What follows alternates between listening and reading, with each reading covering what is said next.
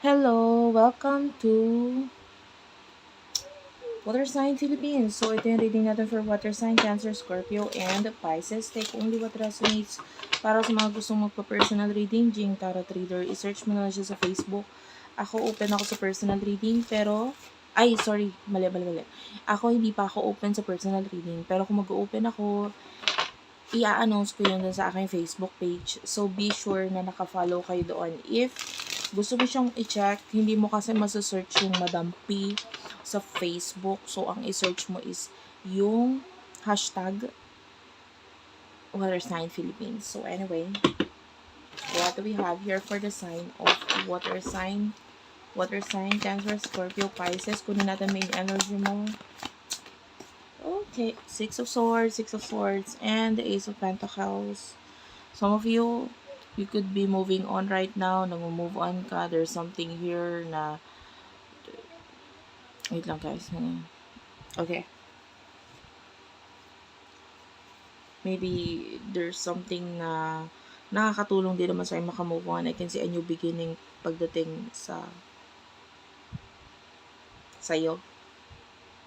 And I feel like you're trying to be happy ngayon. Tinatry mong maging masaya. Kung ano man itong big change na nangyari sa buhay mo. I feel like there's something na nagdesisyon para sa'yo. Whatever this new beginning is, pwedeng may kinalaman doon. May nagdesisyon na para sa'yo na gawain or simulan itong new beginning na ito. And this is kind of like pwedeng hindi mo siya gusto or napipilitan ka, but you have no choice kasi iba ang nagko-control or ibang direction. Kumbaga, at yung iba sa inyo, you don't like where you're heading pa sa ngayon or hindi pa clear para sa'yo. Okay, there's this King of Pentacles and this Knight of Swords, Taurus, Virgo, Capricorn, Gemini, Libra, Aquarius energy. Could be a person who, nakakita tayo dito ng person na pwedeng nagkakaroon or nagkaroon ng problem regarding money or legal matter with the Justice card. I feel like this person is better nga sa mataas na posisyon. This person could be someone na naghintay or may hinintay siya na may kinalaman sa'yo. Or may hinintay siya na may kinalaman sa money and regarding sa iyo. Pero kung walang kinalaman sa money, okay lang. And the Knight of Swords, I feel like itong person nito is lumalayo or umiiwas sa iyo ngayon. And yeah. And could be a person who is, I feel like kahit may problem siya sa money, financially stable naman siya. Could be a businessman, businesswoman kind of energy. Ano yung emotion ninyo sa isa't isa? Ano yung emotion ninyo sa isa't isa? For the sign of waters, I can hear the zodiac ng Libra. This could be your reading. You could be dealing with a Libra, or kung cross-watcher ka, you could be a Libra, or malaki or malakas ang kanyang Libra sa kanyang chart. Emotions ninyo sa isa't isa ng person na ito for the sign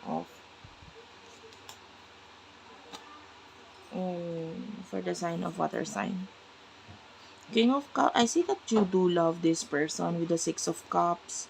Pwede a person in the past. Mahal mo itong person in the past na to. With the Three of Cups, nakikita mo siya as a friend, as a person na pwedeng malaki ang potential ng relationship sa inyo na tong person na to in the past. So, parang kung magkakaroon ng relasyon sa inyo, alam mong mag-workout alam mong maganda yung partnership, alam mong maganda yung chemistry.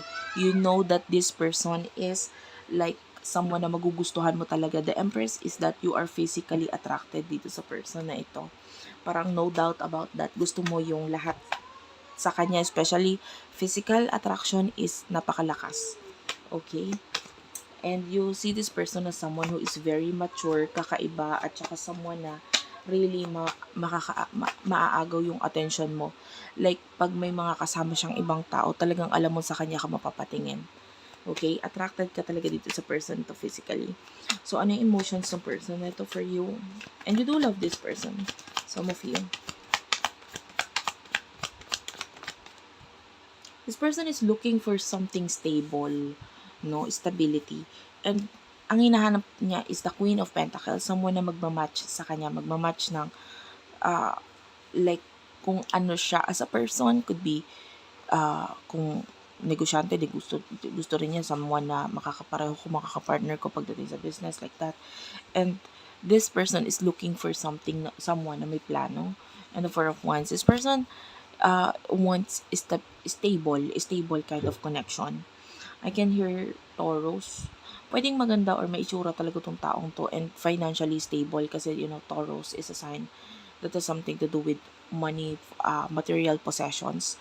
And ayun, pwedeng meron siyang ganon, mga material possession. And I want someone na magmamatch sa akin, sa ganong vibe.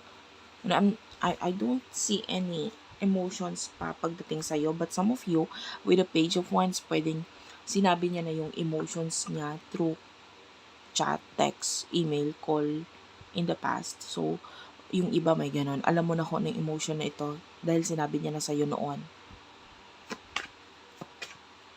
Okay, so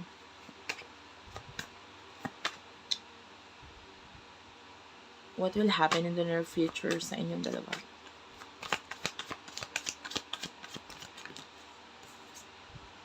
Six of Pentacles and then Seven of Pentacles. Two of Swords, okay. And the Tower is here. And Five of Cups, the Tower. Seven of Cups and the Three of Pentacles. Strength card. Okay. I mean, this is not the future actually. This is some kind of like supposed to be future. Depende sa decision mo. Kasi the Two of Swords is showing to me as a decision.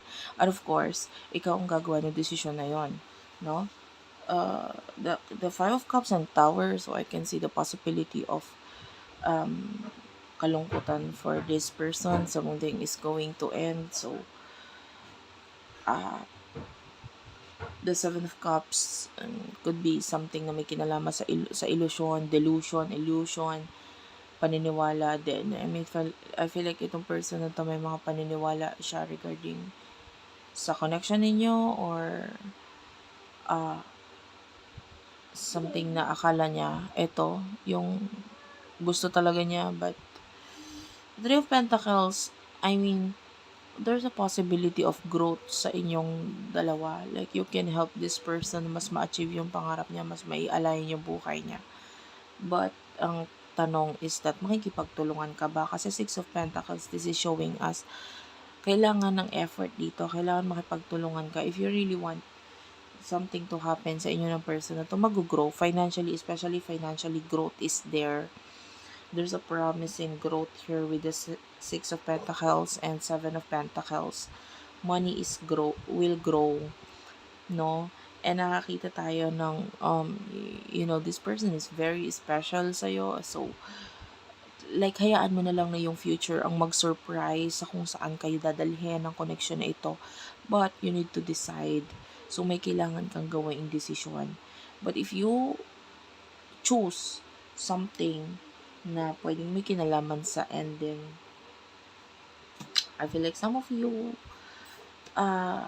may kind of like pagsisisi because this is kind of like a connection na pwedeng miss opportunity with this person. Something is about to happen sa inyo, sana, kung pipiliin mo, gagawan mo ng paraan para makipagtulungan sa person na ito. Like, mas stronger na connection between the two of you. Pero if ever na pwedeng may iba ka pang plano sa buhay mo, nakikita natin na pwedeng magbigay ito ng kalungkutan sa person na to, but then, I mean, this person, of course, hindi naman niya kayang kontrolin ang kilos, ang isip mo. So, ano ba yung mag-i-end? Something na may kinalaman sa side lang niya or yung sa inyo? I feel like that is something na kailangan mong tignan mabuti. Ano ba talagang gusto mo? Pero a beautiful connection, sana ito. Well, you have your choice. Thank you for watching. I love you all and bye-bye.